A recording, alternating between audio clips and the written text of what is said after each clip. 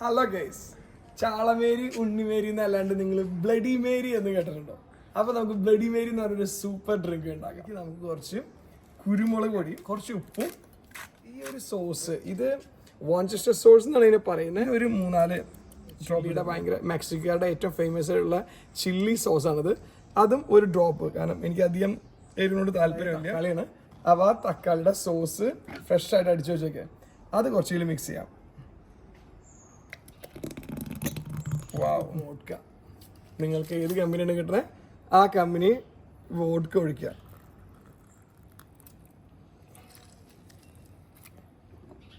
Lemon juice ഇല്ലാണ്ട് നമുക്ക് എന്താഘോഷം? പോട്ടെ.